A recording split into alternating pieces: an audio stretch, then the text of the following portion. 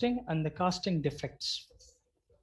सबसे पहला सवाल हमारे लिए ये है, what is meant by casting and what can be the casting defects. आज की क्लास में हम कास्टिंग की पूरी डिटेल पढ़ेंगे कि कास्टिंग किसे कहते हैं, कास्टिंग का मैकेनिज्म क्या है, क्या चीजें होती हैं। कास्टिंग हमारे पास एक वो मेथड है, अ मेथड जिसके अंदर हम किसी भी मोल्ड के अंदर, एक मोल्ड यानी कि एक एम्प्टी स्पेस के अंदर हम कोई फ्लूइड मटेरियल फ्लो कराते हैं, उसको सॉलिडिफाई होने देते हैं ताकि वो जो फ्लूइड मटेरियल है वो उस मोल्ड की शेप अपने आप को लेके चला जाए। ठीक है, अब मुझे क्या करना है, कास्टिंग को जनरल बेसिस पे हम ये कहते हैं, जो ग्लॉसरी ऑफ प्रोस्टोडोंटिक्स है वो हमें ये बताती है कि ये वो तरीका है जिसमें हम एक फ्लूइड को सॉलिडिफाई कर रहे होते हैं according to the mould shape. Mould का जो भी शेप होगा, हम उस शेप बेसिस पे मोल्ड के हिसाब से हम एक फ्लूइड मटेरियल को सॉलिडिफाई करेंगे। अब हमारे पास डेंटिस्ट्री के एस्पेक्ट में ये चीज कैसे एम्प्लॉय हो रही होती है ये देखना है हमें। कास्टिंग को अगर हम जनरल डेंटिस्ट्री बेसिस पे देखें तो हमें पता चलता है कि जिसमें हम पहले एक वैक्स पैटर्न हमारे पास होगा। ठीक है बेटा, हमारे पास क्या चीज होगी, एक वैक्स पैटर्न। हम इस वैक्स पैटर्न को डी वैक्स करने की करेंगे। अच्छा, अब एक बात सुनना बेटा, समझना, जब एक पैटर्न है वैक्स का, हम उसको डी वैक्स करेंगे, वैक्स सारी इवेपोरेट कर गई, अब क्या रह गया वहां पे, एम्प्टी स्पेस, खाली जगह रह गई। तो मैं कहूंगा ये मेरे पास बन गया है एक अदद मोल्ड। इस मोल्ड के अंदर जब कभी भी मैं किसी मटेरियल फ्लूइड को फ्लो करवाऊंगा तो वो अंदर जाएगा और उस मोल्ड के हिसाब से अपना शेप बना लेगा। अग्रीड? शेप बन गया मेरे पास मोल्ड के हिसाब से। जब मेरे पास मोल्ड के हिसाब से शेप बन जाएगा और वो मटेरियल सॉलिडिफाई हो जाएगा तो मेरे पास वो वैक्स का एक मेटालिक रेप्लिका प्रिपेयर हो जाएगा। ठीक है, मेटालिक रेप्लिका से मुराद ये है कि चूंकि हम जो फ्लूइड फ्लो करवा रहे हैं अंदर, वो फ्लूइड मेटल का फ्लो करवा रहे हैं। ठीक है, मेटालिक फ्लूइड है। अब मेटालिक फ्लूइड का मतलब है मेरे पास जो टेम्परेचर होगा वो बहुत हाई मिलेगा। Okay, we have to keep this in mind. तो जनरली कास्टिंग हमारे पास वो मेथड है जिसमें वैक्स पैटर्न हमने प्रिपेयर किया और उसका एक मेटालिक रेप्लिका हमने प्रिपेयर कर लिया। अब मेरे पास वैक्सिंग के लिए जो स्टेप्स हैं, यानी कास्टिंग के लिए इन जनरल मेरे पास कौन कौन से स्टेप्स हैं मुझे ये भी देखना है। सबसे पहला काम मैं क्या करूंगा, पहला काम मुझे करना है वैक्स पैटर्न अपना प्रिपेयर करना है। ठीक है, मैं अपने लिए एक वैक्स पैटर्न प्रॉपर प्रिपेयर करूंगा। ठीक है, अच्छा, उमर, रो Umar present, who is the CR? Umar, are you present there in the class?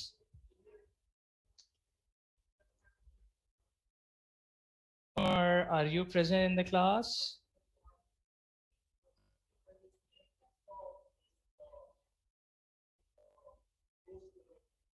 Okay, खैर, चलो अभी हम आगे कंटिन्यूएशन में करते हैं, then I let you no.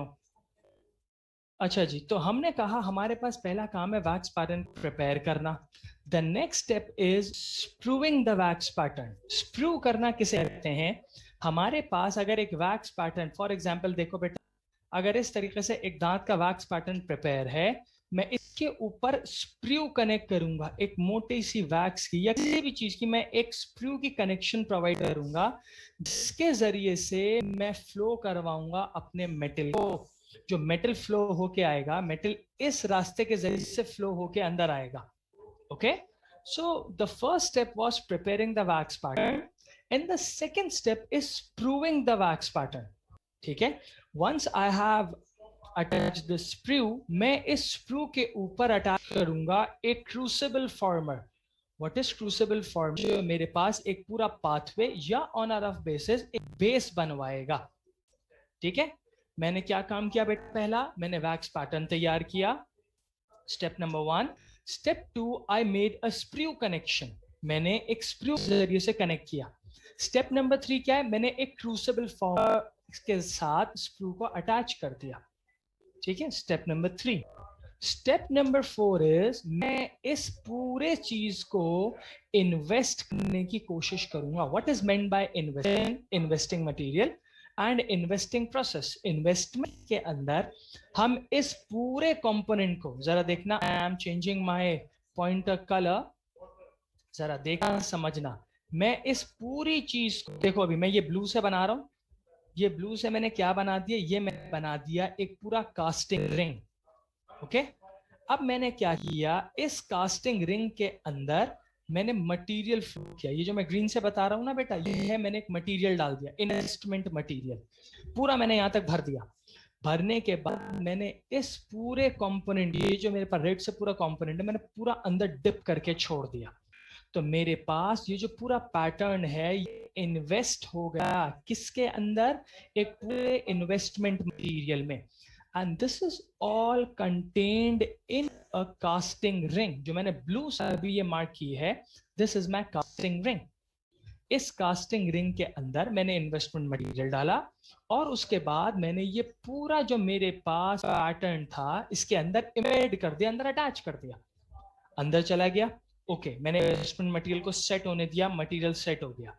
अब मेरे पास ना बेटा, अब मेरे पास जो चीज विजिबल होगी वो ये विजिबल होगी। मेरे पास ये पूरा हिस्सा देखो, जो मैं ऑरेंज से मार्क कर रहा हूं, ये पूरा हिस्सा मेरे पास विजिबल है। मैं क्या करूंगा, इसको मैं फर्नेस में प्लेस करके बर्न आउट करूंगा। यानी ये जो सारी चीजें ना बेटा, ये वैक्स की बनी हुई थी। अभी ये जितनी चीजें मेरे पास ये रेड की बनी हुई थी, रेड से जितनी चीजें सारी वैक्स की बनी हुई है। ठीक है, स्प्रू भी, क्रूसिबल फॉर्म भी, और मेरे पास वैक्स पैटर्न भी, सब कुछ वैक्स का बना हुआ है। अब जब मैं इसको हीट करूंगा तो ये वैक्स सारी बर्न होगी और एवापोरेट कर जाएगी। वंस दिस इज डन, मैं इस जगह के हिसाब से देखा तो मेरे पास एक खाली मॉडल टाइप बन, एक खाली डाई बन जाएगी। ठीक है, मेरे pass on a rough basis एक मेरे पास मोल्ड की शेप डेवलप हो जाएगी। देख रहे हो सारे? Can you all understand this concept? जब मैं वैक्स सारी निकाल दूंगा, वैक्स एवेपोरेट कर दूंगा, तो बेटा मेरे पास क्या रह जाएगा, एक मोल्ड रह जाएगा। ठीक है मेरे बच्चों, क्या रह जाएगा बेटा, एक, जल्दी से रिप्लाई दीजिए, क्या रह जाएगा मेरे पास, एक सिंगल मोल्ड रह जाएगा। ओके, अब मैंने क्या किया, इस मोल्ड के अंदर, ओके वेरी गुड, मैंने इस मोल्ड के अंदर फ्लो करवाया अपना कास्टिंग मटेरियल, फ्लो कर दिया। तो जो कास्टिंग मटेरियल जाएगा वो इसकी पूरी शेप एक्वायर कर लेगा। शेप एक्वायर हो गई मेरे पास। अब मैं क्या करूंगा, मुझे करना है रिकवरी, यानी जो चीज मैंने अंदर मेटल को डाला है शेप अडेप्ट कर ली, मैं निकाल के इसको रिकवर करूंगा। जो चीज मैंने इन्वेस्टमेंट मटेरियल में डाली है, क्या अब वो मेरे पास मेटल की शेप में कन्वर्ट हो चुकी है और वो आसानी से बाहर आ रही है या नहीं आ रही? ठीक है, ये मैंने करके बाहर निकाला है इस पूरे को, और इसकी मैं एट द एंड करूंगा फिनिशिंग एंड पॉलिशिंग। ठीक है बच्चों, यहां तक की बात क्लियर हो गई सबको? कॉन्सेप्ट क्लियर हो गया, basic. This is the general idea of this lecture.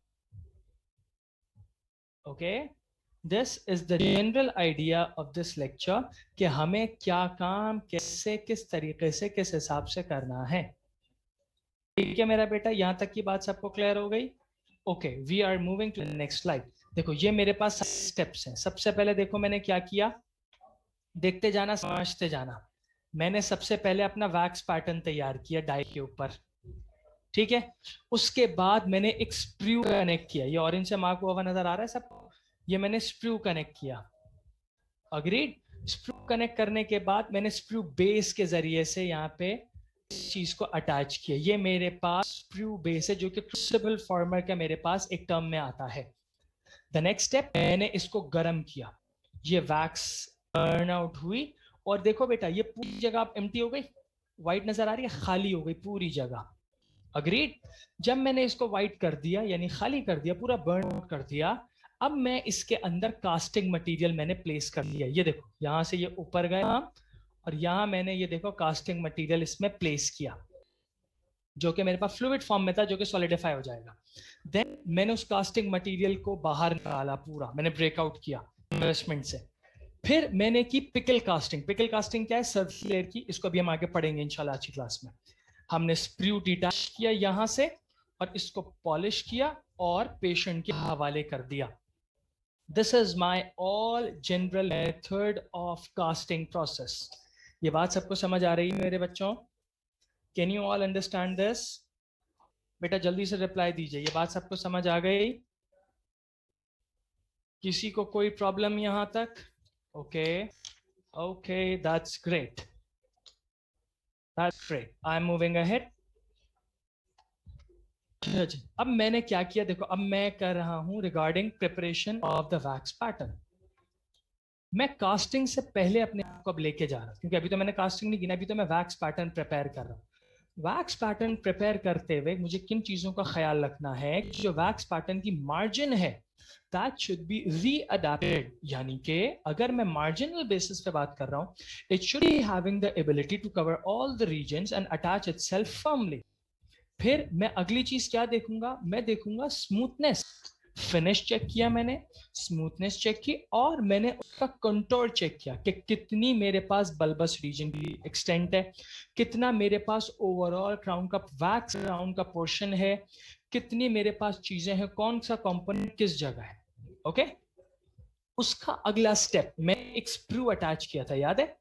जो स्प्रू अटैच करेंगे, remember that should be attached at the thickest portion of wax, यानी कि the sprue which I am attaching should be attached at the most thickest area. Okay, यहां तक की बात clear हो गई? The sprue which I am attaching should be attached at the most thickest area, ठीक है?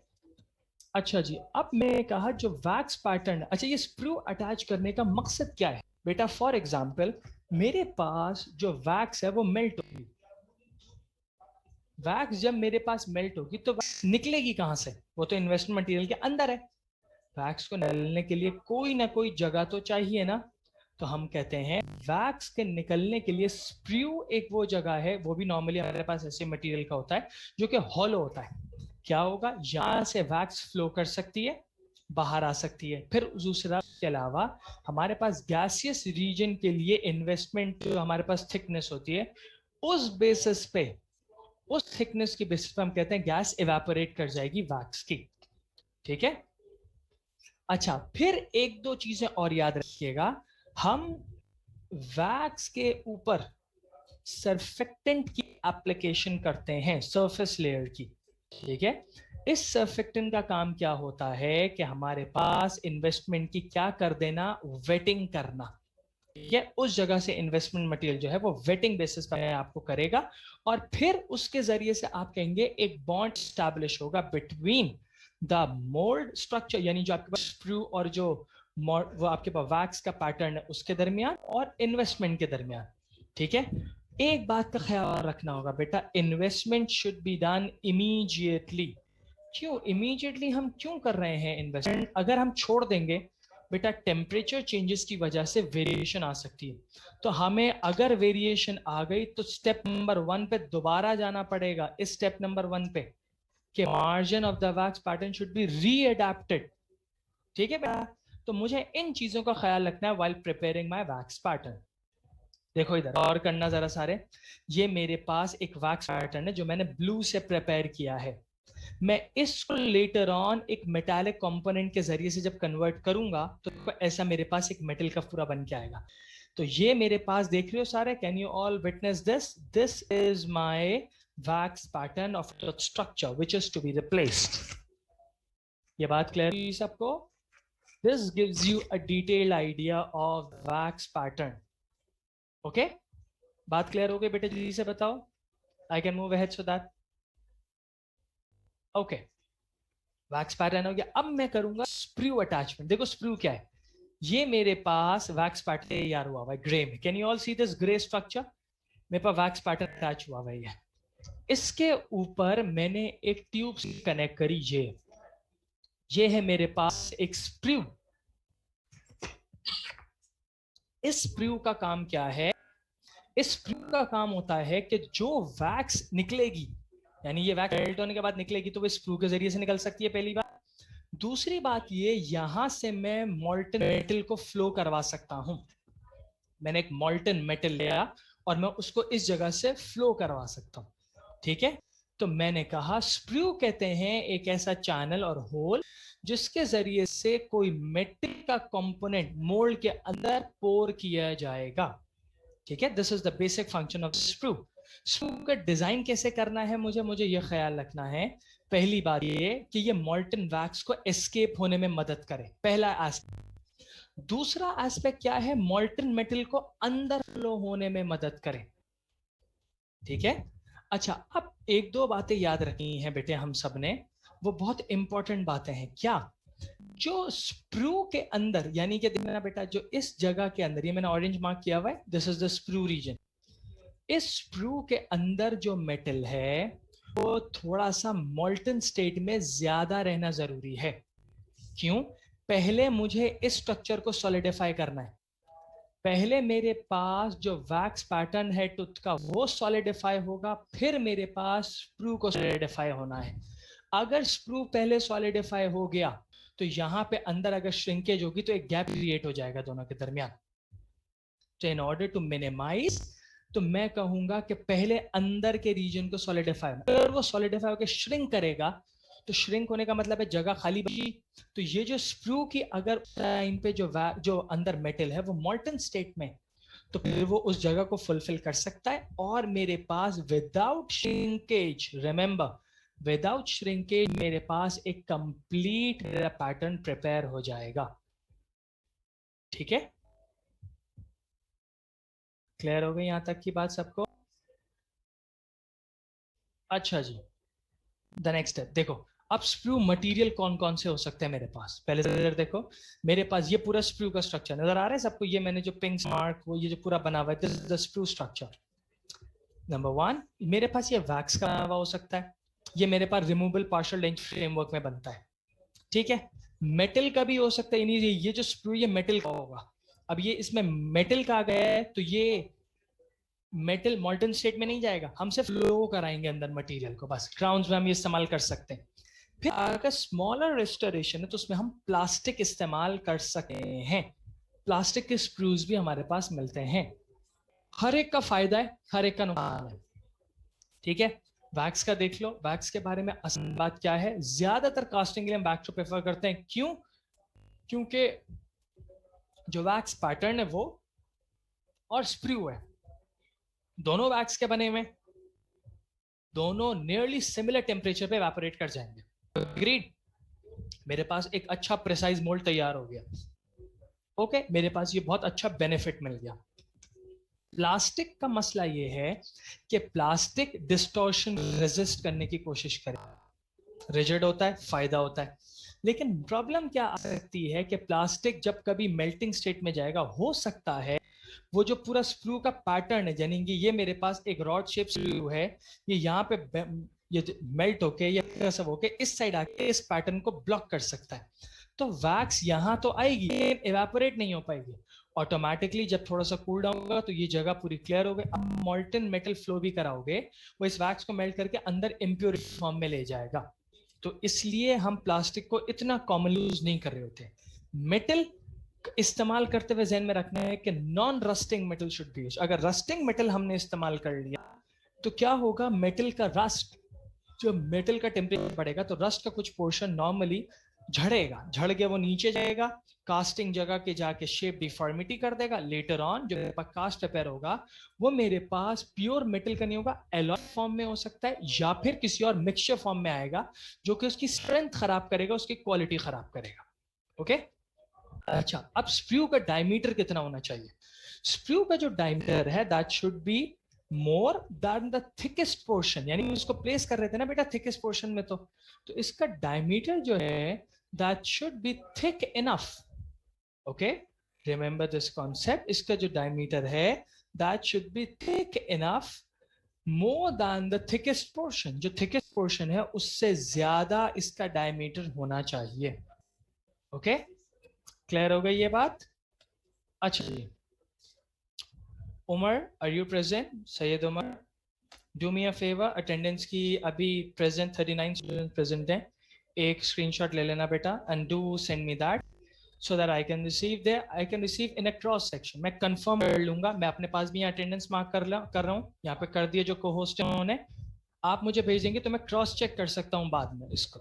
ओके, अच्छा जी, the sprue diameter should be at least of 2.6 millimeters.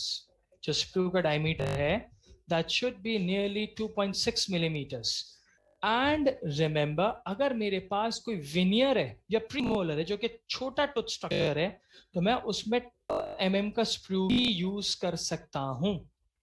Okay, I can use 2 mm sprue for my premolar और for my veneers. अगर मेरे पास कोई normal molar है, normally जो हम इस्तेमाल करते हैं that is nearly 2.6, which is more than the thickest portion of the wax. जो वैक्स का थिकेस्ट पोर्शन जहां हमने लगाना है ना स्क्रू को, उससे ज्यादा होगा. अब कुछ अहम बातें सुन लेना बेटा. सबसे पहले बात हमने ये थी, स्क्रू को ग्रेटेस्ट बल्क पे हम अटैच कर रहे थे. फिर एंगुलेशन डिग्रीज कितना है, 45 degree angulation. Okay, remember this point, screw should be attached eight 45 degrees angulation. Okay, ये बात लिख लिया सबने अपने पास.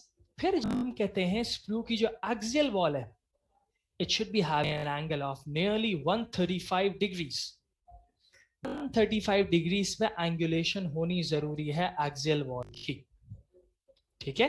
अच्छा, 135 डिग्रीज पे एंगुलेशन क्यों होनी जरूरी है? एयर इंट्रैपमेंट रुकेगी, एयर अंदर ट्रैप नहीं होगी, एयर एलिमिनेट हो जाएगी इजीली. फिर सक बैक पोरोसिटी नहीं आएगी. सक बैक पोरोसिटी का क्या मतलब है? यानी कि जब कभी एयर निकालने की कोशिश कर रही होती है, एयर फॉर एग्जांपल नहीं निकल पाई, अब आपने मेटल फ्लो करा दिया ऊपर से, तो वो एयर ट्रैप करके अंदर ही वापस आ गई, तो इसे आपका सक बैक, आपके पास एक मैकेनिज्म है. जो एयर निकलनी थी वो अंदर रुकी रही, और आपने मेटल फ्लो जब कराया तो एयर वापस अंदर आ गई. तो दिस इज अ सक बैक मैकेनिज्म, और इसे आप कहते हैं द सक बैक पोरोसिटी. अच्छा, एक बात, अटैचमेंट का जो रीजन है वो फ्लेयर होना चाहिए, यानी कि वो उसका अपर एंड थोड़ा सा मेरे पास एडवांस होना चाहिए, फ्लेयरिंग होनी चाहिए, एक तौर पे कोन शेप होना चाहिए, ताकि मिड फ्लो के दरमियान टर्ब्यूलेंस ना आ सके. ठीक है, हमने कहा जो अटैचमेंट है that should be in a flared pattern. बेटा, attachment should be in a flared pattern. ये बात याद रहेगी सबको. एंगुलेशन कितनी होनी चाहिए? हमें एंगुलेशन सब में याद रखनी है बेटा.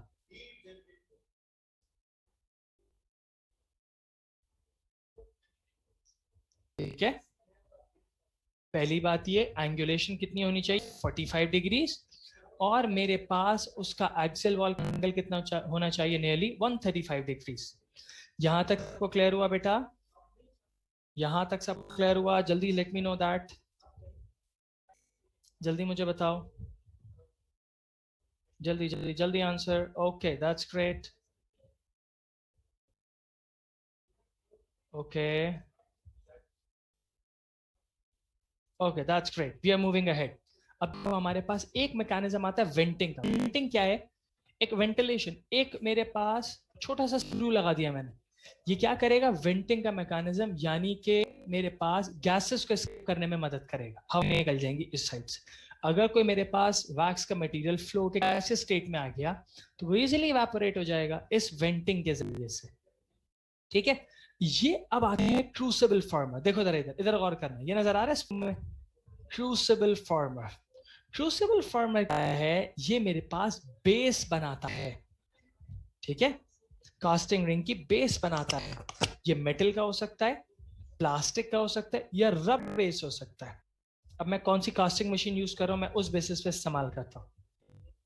ठीक है, मॉडर्न मशीनरी के अंदर जो क्रूसिबल फॉर्मर होता है वो थोड़ा बड़ा होता है, और स्प्रू शॉर्ट होता है, ताकि मेरे पास ये ज्यादा से ज्यादा हाथ के करीब हो सके और इसकी प्रिसिशन अच्छी आ सके. ओके, अच्छा जी, अब जरा गौर करना इस डायग्रामेटिक रिप्रेजेंटेशन पे. इस डायग्रामेटिक रिप्रेजेंटेशन पे गौर करना, जरा देखते जाओ. मैं जो मार्क कर रहा हूं, मुझे मार्क्ड ऑप्शन जल्दी से देखोगे, मुझे स्टेट करते जाओगे कि ये कौन सा मार्क ऑप्शन है. मैं हाईलाइट कर देता हूं. Can you see this region? ये मैंने येलो से जो हाईलाइट किया है, ये क्या है मेरे पास? जल्द आंसर दोगे? लिखा हुआ है वैसे तो, लेकिन आंसर दे दो, that will be much more better. मुझे पता लगेगा आप लोग को समझ आ रहा है. बगैर पढ़े सिर्फ डायग्राम देख के बताओ. शाबाश. ये मेरे पास क्या है? पैटर्न है किस चीज का? वैक्स पैटर्न है. Very good. कैविटी है. Very good. वैक्स पैटर्न है, इन शॉर्ट मोल्ड है वैक्स का. वेरी गुड, एक्सेलेंट मेरे बच्चों. अच्छा जी, अब जरा आगे देखते जाओ. मैं अपना हाइलाइटर का कलर चेंज कर रहा हूं समझाने के लिए से. ये क्या है? ये जो मैंने रेड से मार्क किया है, what is this region? This is my sprue region. Okay, that's brilliant. Okay, अब आते हैं थोड़ा और पीछे। What is this region? ये A क्या है? ये A है मेरे पास मेरा crucible former, ठीक है? A is my crucible former. ये जो नीचे नजर आ रहा है बेटा, can you all recognize this? This is my crucible former. This forms the base. देखो base बना रहा है पूरी नीचे तक जाके, base बना रही है, ठीक है? अच्छा जी, अब जरा से जाना, मैं एक चीज और बता रहा हूँ, एक 3 चीजें भी और हैं इसके अंदर, हम वो भी मार्क करेंगे अपने समझने के लिए। देखना जरा, ये सबसे बाहर जो मैंने मार्क किया है, ये एफ जो मार्क हुआ है, ये जो एफ मार्क हुआ है, ये क्या है मेरे पास? मेरी रिंग है, पूरी कास्टिंग रिंग। इसके अंदर मैं सारा काम कर रहा हूं, इस कास्टिंग रिंग के अंदर, ठीक है बेटा? इस कास्टिंग रिंग है, ये मेरी पूरा जो मेरे पास बॉर्डर है कास्टिंग रिंग का है। अच्छा, इस कास्टिंग रिंग के अंदर गौर करो, इस कास्टिंग रिंग के अंदर ये नजर आ रहा है, ये ई का रीजन नजर आ रहा है, ई का स्ट्रक्चर, ये देखो मैंने हाईलाइट किया जरा सा, ये ई नजर आ रहा है, ये है मेरी इनर लाइनिंग, लाइनर, ठीक है? इसका क्या काम होता है कि इस, अभी लाइनर की अभी हम डिटेलिंग पढ़ते हैं, कौन सा लाइनर होता है, कैसे काम होता है। खैर अभी हम पहले नाम लेते हैं, लाइनर है। अब देखो ये जो पूरा इसके अंदर मटेरियल प्रेजेंट है, देखो ये जो पूरा मटेरियल अंदर प्रेजेंट है, ये क्या है? पूरा अंदर जो भरा पड़ा हुआ है, ये है मेरे पास मेरा इन्वेस्टमेंट मटेरियल या इन्वेस्टमेंट, ठीक है? अच्छा, अब एक चीज थोड़ी सी गौर करना, एक चीज थोड़ी सी इंपॉर्टेंट गौर करना है बच्चों, बहुत इंपॉर्टेंट है ये आप लोगों के लिए।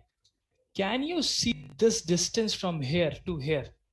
ये नजर आ रहा है, ये जो जी रीजन मैंने मार्क किया हुआ है, ये नजर आ रहा है सबको? This space should at least of 6 mm। ये जो जी का रीजन है मेरे पास, this space should be at least of 6 millimetre. इसका काम क्या है?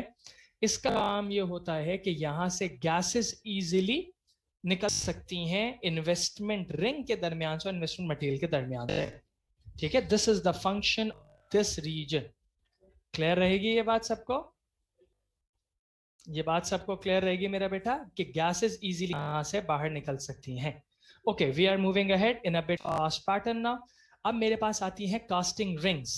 देखो मेरे पास पूरा रिंग स्ट्रक्चर है जो कि इन्वेस्टमेंट मटेरियल को अपने अंदर कंप्रेस करेगा और इन्वेस्टमेंट को सेट होने देगा। फिर इसके अंदर हम क्या करेंगे, जल्दी से बताओ, मैंने जगह छोड़ी, इसके अंदर हम क्या करेंगे?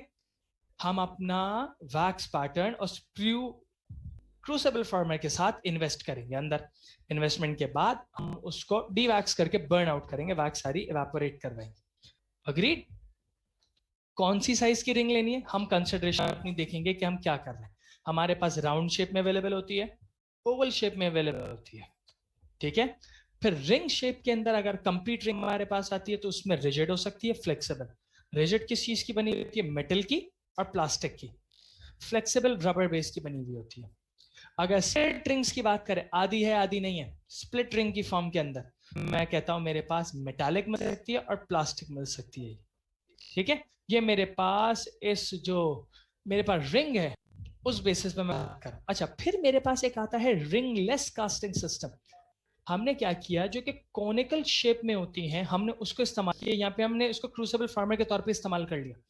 हमने अलग से रिंग नहीं बनाई, हमने इसी फॉर्म में इसको इस्तेमाल कर लिया। मेरे पास रिंगलेस कास्टिंग सिस्टम भी होता है, लेकिन ये मशीनरी के ऊपर डिपेंडेंट होता है, ठीक? अच्छा, याद है हमने कास्टिंग रिंग के अंदर, या मैं लेके जा रहा हूं, ये लाइनर हमने लगाया था। इस लाइनर का काम होता है इस रिंग और इस इन्वेस्टमेंट मटेरियल के दरमियान एक लेयर के तौर पे बिहेव करना, ठीक है? कौन कौन से लाइनर इस्तेमाल होते हैं? कॉमनली एस्बेस्टॉस, कॉमनली इस्तेमाल होता है बेटा एस्बेस्टॉस का। उसके अलावा सेल्यूलोस लाइनर भी इस्तेमाल होता है, उसके अलावा सेरेमिक लाइनर इस्तेमाल होता है, और दोनों को कंबाइन फॉर्म में भी इस्तेमाल कर सकते हैं, ठीक है? सेरेमिक और सेल्यूलोस लाइनर को। तो जो most common material casting liner में इस्तेमाल होता है वो एस्बेस्टोस का इस्तेमाल होता है, ओके? अच्छा, फंक्शन क्या है? देखो पहला काम हमारे पास यूनिफॉर्म एक्सपेंशन करना, ठीक है? यूनिफॉर्म एक्सपेंशन क्रिएट करना। फिर दूसरी इंपॉर्टेंट बात, अगर वेट लाइनर है, अंदर का वेट है, तो ये करवाता है हाइग्रोस्कोपिक एक्सपेंशन, यानी कि एक्सपेंशन ड्यू वाटर मॉलिक्यूल। अच्छा, लाइनर की थिकनेस कितनी होनी चाहिए? मार्क कर लो, लिख लो मेरे पास, liner should be less than 1 millimetre. Liner की जो थिकनेस है that should be less than 1 millimetre. Remember this, इसको मत भूलना, okay? अच्छा जी, देखो रिंगलेस कास्टिंग सिस्टम में मैंने क्या किया, मैंने ऐसे इस्तेमाल किया हाई स्ट्रेंथ मटेरियल को, यानी ये मेरे पास पूरा इन्वेस्टमेंट मटेरियल ही है, इसके अंदर मैंने वो बना और इसी के अंदर मैं प्लेस कर दूंगा अपनी इन्वेस्टमेंट। तो आपने कहा कि एक पेपर के जरिए से समझो चारों तरफ पे मैंने करके अपना इन्वेस्टमेंट मटेरियल भरा और इसके अंदर मैंने इन्वेस्ट कर दिया, तो मेरे पास एक रिस्ट्रिक्टेड एक्सपेंशन होगी। देखो अगर रिंग होगी, रिंग डायमीटर को रोक लेगी एक्सपेंशन से, रिंग आपके पास एक रिस्ट्रिक्टेड एक्सपेंशन कराएगी, रिंग का साइज से ज्यादा नहीं करवाएगी। जो मेरे पास ये मेथड है, इसमें आप कहते हैं अनरिस्ट्रिक्टेड एक्सपेंशन हो गया। Now what I have to do, I have to invest my material. Okay, मैंने क्या किया, जो मैंने अंदर फॉर एग्जांपल प्रिपेयर किया इन्वेस्टमेंट मटेरियल, उसके अंदर मैं अपने कंपोनेंट को इन्वेस्ट कर दूंगा। ठीक है, इन्वेस्टमेंट मटेरियल कौन सा हो सकता है, जिप्सम बॉन्डेड, जिप्सम फॉर्म में हो सकता है, फॉस्फेट बॉन्डेड हो सकता है, और इथाइल सिलिकेट बॉन्डेड हो सकता है। ठीक है, जो मेरे पास जो इन्वेस्टमेंट मटेरियल है, they can be gypsum bonded, they can be phosphate bonded, they can be ethyl silicate bonded. ठीक है, अब जरा कुछ चीजें देखते जाओ, समझते जाओ। जो वैक्स पैटर्न है 20 मिनट से आधे घंटे से ज्यादा बाहर नहीं रख सकते, वरना क्या होगा, हमने पढ़ा था ना, अभी शुरू की स्लाइड में हमने पढ़ा था, हमें इसको जल्द से जल्द इन्वेस्ट करना है। क्यों करना है, शेप डिस्टॉर्ट हो जाएगा, फिर दोबारा हम पैटर्न स्टेप नंबर 1 पे चले जाते थे कि रीअडैप्ट करवाते थे। ठीक है, अच्छा, अब पैटर्न के ऊपर हम जनरली एक थिन फिल्म लगा रहे होते हैं। ये क्या कर रहा है, सरफेस टेंशन को मिनिमाइज करेगा और वैक्स पैटर्न की अच्छी वेटिंग करेगा इन्वेस्टमेंट के जरिए से। तो आप कहेंगे अच्छी जब वेटिंग होगी तो ऑटोमेटिकली जो आपके पास लेटर ऑन जो आपके पास प्रिपेयर होगा एक पूरा मेटालिक कंपोनेंट, जो कि आपके मोल्ड के अंदर जाके फ्लो करके एक मेटालिक कंपोनेंट प्रिपेयर कराएगा, तो वो आपका बहुत अच्छी फिनिशिंग साइन के अंदर आएगा।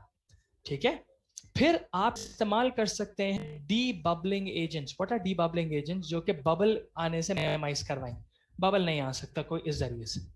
ओके, अच्छा, अब इन्वेस्टमेंट मिक्सिंग कैसे हो सकती है, इन्वेस्टमेंट मटेरियल है मेरे पास, मैं इसको हैंड मिक्सिंग कर सकता हूं जैसे नॉर्मली हम लोग मिक्स करते हैं। फिर दूसरा मेरे पास आता है वैक्यूम मिक्सिंग, मैं एक मशीनरी के अंदर पोर करता हूं, मशीन इसको वैक्यूम बेसिस पे करके मिक्स करेगी।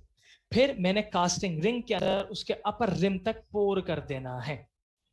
ठीक है, अब जब मेरे पास पूरा ये हो गया, अब मैं बर्नआउट प्रोसीजर पे लेके जाऊंगा, वैक्स एलिमिनेशन पे। याद रखना, मोल्ड वेट हो, मैं इसी दौरान बर्न आउट करूं, वो अच्छा है। ठीक है, तो वो क्योंकि इससे मेरे पास रिजल्ट अच्छा आएगा। किस बेसिस पर अच्छा आएगा, अब हम ये कॉन्सेप्ट समझ लेते हैं। जब कभी भी हम burn out procedure wet mould के अंदर करेंगे, तो हमारे पास जो वाटर ट्रैप हुआ है इन्वेस्टमेंट के अंदर, वो हमारे पास क्या करेगा, वैक्स की एब्जॉर्प्शन कम करेगा, क्योंकि वाटर है, वैक्स तो मेरे पास एक तौर पे हाइड्रोफोबिक है। तो वाटर क्या करेगा, वैक्स को इन्वेस्टमेंट मटेरियल में नहीं आने देगा, नहीं आएगा वैक्स इन्वेस्टमेंट मटेरियल के अंदर, तो वैक्स को ऑटोमेटिकली बाहर निकलना पड़ेगा। तो इस वजह से आप कह रहे हैं कि आपके पास ये फायदा होता है। और जब वाटर एवेपराइजेशन के अमल में जाएगा, एवेपोरेट होने की सिचुएशन में जाएगा, वेपराइज होने की तरफ जाएगा, तो वो अंदर से सारे कंपोनेंट को बाहर इजीली निकाल देगा। ठीक है, तो इसके जरिए से मैं कहता हूं, इस वजह से, इस बेनिफिशियल एस्पेक्ट के जरिए से हम कहते हैं कि burn out procedure should be done while the mould is still wet. ठीक है, पर्पस क्या होता है बर्नआउट का, हमने जो वैक्स पैटर्न अंदर किया है वो इजीली पूरा बाहर निकल जाए और मेरे पास एक कैविटी क्रिएट हो जाए। ठीक है, और याद रखना बेटा, हीटिंग जो मुझे करनी है ring, that should be done in a slow pattern, मैं स्लोली हीटिंग कर रहा हूंगा। ठीक है, क्लियर हो गई ये बात। अब मेरे पास एक हाइग्रोस्कोपिक लो हीट टेक्निक आती है। अच्छा जी, एक मेरे पास एक हाइग्रोस्कोपिक हीट टेक्निक आती है और एक मेरे पास high heat thermal expansion technique आती है। We have a few more slide left, थोड़ा सा जल्दी जाएंगे। देखो बेटा, this is burn out furnace, this is the burn out mechanism, हम कैसे बर्न आउट कर रहे होते हैं, वैक्स को पूरी एलिमिनेट कर रहे होते हैं। ठीक है, हाइग्रोस्कोपिक के अंदर क्या होता है देख लेना जरा जल्दी से। हम 500 डिग्री पे 60 to 90 मिनट्स के लिए लेके जाते हैं। ठीक है, अब कंपनसेट करने के लिए एक्सपेंशन को हम 37 डिग्री सेल्सियस वाटर बाथ में रखते हैं। ठीक है, फिर हम वार्म वाटर इंटर कराते हैं ताकि वो सम ऑफ द एक्सपेंशन को वो करे। थर्मल एक्सपेंशन 500 डिग्री सेल्सियस पे होनी होती है हमारे पास। ठीक है, इस पूरे मैकेनिज्म के जरिए से 0.55% एक्सपेंशन होती है मेरे पास in total hygroscopic low heat technique में। अगर मैं हाई हीट थर्मल एक्सपेंशन में जाऊंगा तो मुझे 650 टू 700 डिग्री सेल्सियस पे 60 मिनट्स के लिए हीट करना है, ठीक है, और 15 टू 30 मिनट्स के लिए इस टेम्परेचर को मेंटेन करके रखना है। 700 डिग्री सल्फर डाइऑक्साइड के ऊपर क्या होगा, हमारे पास एक चीज आती है जो गोल्ड कास्टिंग है। हमारे पास कास्टिंग गोल्ड भी होती है, जनरली हम कास्टिंग मटेरियल देखते हैं, मेटल का हो सकता है कौन कौन सा। गोल्ड कास्टिंग जो हमारे पास होती है वो हमारे पास गोल्ड कास्टिंग ब्रिटल रहेगी, कंटामिनेशन में चलेगी तो टूटने के चांसेस बढ़ जाते हैं, ठीक है। अब एक आती है एक्सेलरेटेड कास्टिंग टेक्निक। इसमें क्या किया जरा देखना, हमने पहले इस्तेमाल किया फॉस्फेट बॉन्डेड इन्वेस्टमेंट, ये हाई टेम्परेचर को विथस्टैंड कर सकती है। फॉस्फेट बॉन्डेड इन्वेस्टमेंट इस्तेमाल करने के बाद हमने उसको 15 मिनट सेट होने के लिए छोड़ा और 15 मिनट हमने इसको बर्नआउट पे लेके गए एट 815 डिग्री सेल्सियस। ओके, जब हम पोस्ट कोर रेस्टोरेशन प्रिपेयर कर रहे होते हैं हम उसमें इस चीज को इस्तेमाल करते हैं, यानी कि हमने फॉस्फेट बॉन्डेड इन्वेस्टमेंट मटेरियल इस्तेमाल किया, 15 मिनट्स के लिए हमने उसको सेट होने दिया और फिर 15 मिनट्स बाद हमने उसे 815 डिग्रीज पे करके हमने उसको निकाल दिया, ठीक है। अच्छा जी, अब हीट सोर्स कौन कौन कौन सी हो सकती है देखते जाओ जरा जल्दी से। एक गैस एयर टॉर्च हो सकती है, ये नो मेटल अलॉयज को मेल्ट करती है इनलेस राउंड ब्रिज में। अच्छा, ये लेस देन 1000 डिग्री सेल्सियस करती है generally, gas air torch. Okay, gas air torch का इस्तेमाल करें। जब हम गैस ऑक्सीजन टॉर्च का इस्तेमाल करते हैं टेम्परेचर लेके जाती है नीली 1200 डिग्री सेल्सियस पे, तो हमारे पास जो मेटल सेरेमिक अलॉयज होते हैं उसमें इस्तेमाल कर लेते हैं, ठीक है। फिर मेरे पास एक आती है ऑक्सी एसिटाइलिन टॉर्च, जिसमें मैं ऑक्सीजन और एसिटाइलिन दोनों को मर्ज करके इस्तेमाल करता हूं। रेशो याद रखना बेटा, 1 volume of acetylene is required and 2.5 volume of oxygen is required, यानी कि 1:2.5 का रेशो हम इस्तेमाल करेंगे, ठीक है। और इसके लिए हमें चाहिए हाइड्रोजन ऑक्सीजन जनरेटर, एक नॉर्मली इस जरिए से भी हम इस्तेमाल करते हैं, ठीक है। अच्छा, अब जरा एक गौर करते जाना, जो टॉर्च की टिप है मेरे पास, ये मेरे पास समझ लो बेटा, ये मेरे पास एक टॉर्च है और इसमें से ये फ्लेम निकल रहा है पूरा यहाँ तक। इस फ्लेम मेरे पास रीजन्स हैं, 4 जोन्स हैं। पहला आता है मेरे पास द कलरलेस जोन, ठीक है, अंदर वाला ये बिल्कुल, ये मेरे पास पूरा कहलाता है द नॉन कंबशन जोन, ये जलाएगा नहीं, ठीक है, ये हिस्सा मेरे पास बर्नआउट नहीं करता, ठीक है जी। क्लियर हो गई। एक मेरे पास सबसे पहले आता है कौन सा रीजन, मैं पेन से मार्क कर देता हूं, ये मेरे पास आ गया द नॉन कंबशन जोन। फिर मेरे पास आया द कंबस्टिंग जोन, ये जलाने में हेल्प करेगा। फिर का आता है रिड्यूसिंग जोन, ये रिडक्शन करने में हेल्प करता है। और सबसे आगे मेरे पास होता है द ऑक्सीडाइजिंग जोन, ये ऑक्सीडेशन करवा सकता है। 4 जोन है बेटा, जल्दी जल्दी मुझे बता दो quickly, just let me no कौन सा जोन है। पहला नॉन कंबशन, दूसरा है कंबस्शन, तीसरा है रिड्यूसिंग और चौथा है ऑक्सीडाइजिंग। ओके, 4 जोन्स हैं बेटे, कौन कौन से जल्दी से बताते जाओ।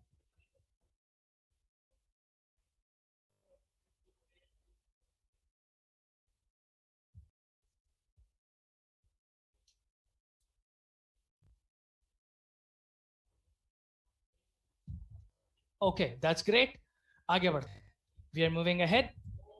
अब हमने कहा हमारे पास चेंजेस क्या आती हैं, जल्दी जल्दी ये देखते हैं, हमारे पास टाइम कम है। हमारे पास इनिशियली स्पीजी अपीयरेंस आती है, लेटर ऑन स्मॉल ग्लोब्यूल्स हमारे पास मेटल अपीयर होने नजर आते हैं। फिर एक स्फेरिकल शेप, मॉल्टन मेटल जब फ्लो करता है तो एक स्फेरिकल शेप हमारे पास रफ बेसिस पे अजम्पशन आती है, ठीक है। जब हम कास्टिंग कर रहे होते हैं तो मॉल्टन अलॉय जो होता है वो ऑरेंजिश कलर में जा रहा होता है और वो स्पिन होता हुआ जा रहा होता है, ठीक है। उस स्टेज में मॉल्टन अलॉय का नियरली 38 डिग्री सेल्सियस और उसके लिक्विडस टेम्परेचर के अबव मिलता है टेम्परेचर, ठीक है। अब हम जब कभी भी गोल्ड एलॉय को इस्तेमाल कर रहे हैं तो हम उसमें फ्लक्स ऐड कर सकते हैं। फ्लक्स का क्या काम होता है, पोरोसिटी को मिनिमाइज करना, मेटल की फ्यूजिंग को बढ़ाना, ऑक्सीडेशन करवाना, ठीक है। एक बार पे हम कह रहे होते हैं हमारे पास एक तरीका और होता है कि हमारे पास फ्लक्सेस जो हम इस्तेमाल करते हैं वो पोरोसिटी को मिनिमाइज करेगा। तो गोल्ड के मेरे पास और जो फ्यूजिंग एनहांस करेगा, तो जो गोल्ड मेरे पास एट द एंड प्रिपेयर होकर निकलेगा, जो गोल्ड मेरे पास कास्ट प्रिपेयर निकलेगा, that will be in a very precise manner. Okay, अच्छा देखो बेटा, अब आते हैं कास्टिंग मशीन के ऊपर। कास्टिंग मशीन कौन कौन सी हो सकती है मेरे पास? एक आती है air pressure casting, sorry just a second, I am gonna show you. Okay, ये नजर आ रहा है। एक मेरे पास एयर प्रेशर कास्टिंग मशीन है, ठीक है। एलॉय को क्रूसिबल हॉलो में वहां प्रिपेयर किया जाता है, मेल्ट किया जाता है, और फिर एयर प्रेशर के जरिए से उस एलॉय को अंदर फ्लो करवा दिया जाता है, ठीक है। तो हम कहते हैं हमारे पास जो पहला एस्पेक्ट है वो ये आएगा कि एलॉय को हम क्रूसिबल फॉर्मेट के अंदर, एलॉय को हम क्रूसिबल फॉर्मेट के अंदर जनरली हम मेल्ट करेंगे और उसके बाद हम उसको फ्लो करवाएंगे with pressure inside. Okay, next come the centrifugal casting. Centrifugal में क्या करेंगे? एलॉय को क्रूसिबल फॉर्मेट के अंदर हमने किया, ऊपर हमने एयर प्रेशर एक्सर्ट की थी, जहां हमने सेंट्रीफ्यूगल फोर्स अप्लाई करी, ठीक है। Centripetal is towards the centre, centrifugal is away from the centre, यानी ये ऐसे मूव करेगी कि जो मेटल होगा वो आउटसाइड रीजन की तरफ फ्लो करेगा और हमारे पास मोल्ड भी बाहर की तरफ ही होगा, तो उस मोल्ड को फुलफिल कर देगा वो, ठीक है। This is how the method is being done. अच्छा जी, अब आते हैं electrical resistance heating casting machine. इसके अंदर हम सेरेमिक एलॉयज को जनरली मेल्ट कर रहे होते हैं, ठीक है, जो कि ग्रेफाइट क्रूसिबल के अंदर मेल्टिंग की जा रही होती है, ठीक है। याद रखना बेटा, इसके अंदर temperature exceeds more than 4000 degree Celsius. इसमें हम इलेक्ट्रोड इस्तेमाल करते हैं, 2 इलेक्ट्रोड्स होते हैं, और पानी को फिर कूल करते हैं टंक्शन इलेक्ट्रोड के जरिए से। टंक्शन इलेक्ट्रोड जो हमारे पास वाटर कूल्ड होता है उसके जरिए हम कर रहे होते हैं। 4000 डिग्री सेल्सियस तक हमारे पास एलॉय का मेल्टिंग टेम्परेचर जाता है, ठीक है। सिर्फ इसमें एक मसला आता है, एलॉय को देखो बेटा 4000 डिग्रीज पे लेके जा रहे हैं, एलॉय ओवर हीट हो सकता है, ठीक है। हमारे पास 5-6 वो रह गए, हम जल्दी से वो देख लें, then we gonna end today's lecture, ठीक है। अच्छा जी, अब मेरे पास आती है इंडक्शन मेल्टिंग मशीन। हमने एक इंडक्शन फील्ड के अंदर मेटल को मेल्ट किया क्रूसिबल के अंदर ही, फिर उसके बाद हम उसके अंदर फ्लो करवा देते हैं। This is the most common जो हम इस्तेमाल कर रहे होते हैं ना, ये इस्तेमाल कर रहे होते हैं। हाँ, हम इसमें नोबल एलॉयज को कास्टिंग नहीं कर सकते। नोबल एलॉयज के लिए हमारे पास दूसरे मेथड ज्यादा बेटर है, कास्टिंग एयर प्रेशर हो गया, हमारे पास ये ज्यादा प्रेफरेबल होता है, ठीक है। अच्छा, कास्टिंग फोर्स देखो, तो अभी हमने हमारे पास 2 तरह की तो फोर्सेज आ गई थी, तीसरी भी हम देखते हैं। कास्टिंग फोर्स में हमने क्या किया, जब हमने मेटल को मेल्ट किया, हमने एक तो एयर या गैस प्रेशर के जरिए से अंदर फ्लो करवाया था, एक हमने सेंट्रीफ्यूगल करवाया था, एक हम वैक्यूम, खाली वैक्यूम क्रिएटेड है, एक उसकी भी फोर्स एक्सर्शन के जरिए से हम अंदर फ्लो करवा सकते हैं। कितना हमें फोर्स का वो चाहिए देख लो, प्री मोलर और या एंटीरियर की कास्टिंग में नियरली 6 ग्राम्स ऑफ फोर्स चाहिए, मोलर कास्टिंग में 12 ग्राम ऑफ फोर्स चाहिए, और अगर कोई पॉन्टिक मेरे पास है कंप्लीट बेसिस, उसके लिए 12 ग्राम ऑफ फोर्सेस मेरे पास चाहिए, ठीक है। तो nearly 6 gram for anteriors and for premolars, 10 grams for molars and 12 gram for pontics, हम इस जरिए से इस्तेमाल करेंगे, ओके। अच्छा जी, कास्टिंग क्रूसिबल देखो, मेरे पास क्रूसिबल था, क्रूसिबल किस किस तरह का है? एक क्ले का हो सकता है क्रूसिबल, एक कार्बन का हो सकता है, और एक क्वार्ट्ज का हो सकता है, ज़िरकॉन और एल्युमिनियम का, ठीक है। अच्छा, अब 1-2 चीजें रह गई, और जब हम गोल्ड ब्रिज को जब हमने कर लिया, कास्ट प्रिपेयर कर लिया, अब हम निकालेंगे, पानी में डालेंगे, it's quenched in the water. फिर हम क्या करेंगे, हम उसकी शेपिंग प्रॉपर करें, ठीक है। याद रखना, नोबल मेटल को हम अनयील्ड छोड़ देते हैं ताकि हम बर्निशिंग करें और उसमें पॉलिशिंग करें, ठीक है। अच्छा, अब एक फायदा, जब हमने हॉट इन्वेस्टमेंट को पानी में डाला, इससे क्या होगा, इन्वेस्टमेंट जो मेरे पास है वो सॉफ्ट हो जाएगी, ग्रैन्युलर हो जाएगी, और कास्टिंग इजीली साफ हो सकती है। आखिरी बात रह गई पिकलिंग। पिकलिंग क्या है? मैंने जो कास्ट प्रिपेयर किया, जो सरफेस है मेरे पास वो डार्क नजर आ रही होती है, ठीक है। हम इस सरफेस को क्लियर कर सकते हैं पिकलिंग के मेथड से। पिकलिंग में क्या करते हैं बेटा, हमने एसिड डाला, एसिड यानी एक हमने इन्वेस्टेड डाला, उसके बाद एसिड डाला, छोड़ दिया। हम एसिड को हीट कर सकते हैं लेकिन बर्न नहीं करते। कौन सा एसिड इस्तेमाल करते हैं कॉमनली? हाइड्रोक्लोरिक एसिड और सल्फ्यूरिक एसिड, ठीक है। उससे हमारे पास जो सरफेस लेयर है, मैं अगर आपको पीछे जाके दिखाऊं, जो सरफेस है मेरे पास वो सरफेस मेरे पास अच्छी एक शाइनी सरफेस में आ जाएगी। यानी कि इधर देखना, ये जो ये मेरे पास सी की सरफेस मेरे पास एक शाइनी पैटर्न के अंदर आ जाएगी। इसको मैं पेशेंट को दे दूंगा और पेशेंट इस्तेमाल करेगा इसको। ठीक है, क्लियर हो गई। याद रखना, नोबल मेटल्स को हम gold, palladium based, ceramic alloys, और इनको हम इस्तेमाल नहीं कर रहे होते। These alloys are not general pickle the. Okay, clear हो गई बात बच्चों। That is the end of today's lecture. मुझे बताओ कंसेप्ट क्लियर हुआ थोड़ा सा? हम नेक्स्ट क्लास में इंशाल्लाह इसकी मैं आपको एक वीडियो भी दिखाऊंगा, तो आपको इंशाल्लाह कॉन्सेप्ट फर्दर क्लियर हो जाएगा। ठीक है, यहां तक सबको क्लियर है बेटे? जल्दी से बताओ, जल्दी से बताओ। सबको क्लियर है? कोई कॉन्सेप्ट क्लियर नहीं हुआ? कोई सवाल जल्दी से पूछो।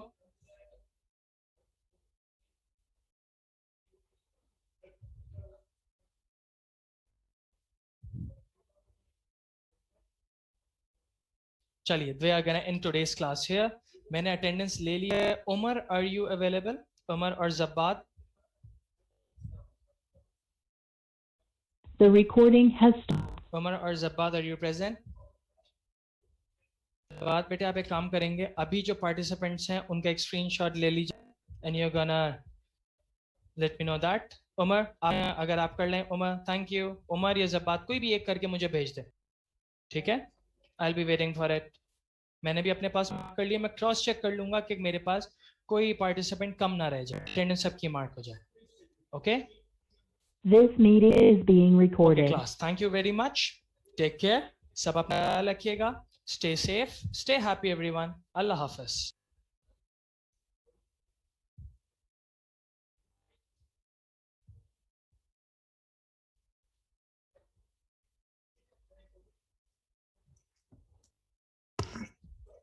थैंक यू, अल्लाह हाफिज।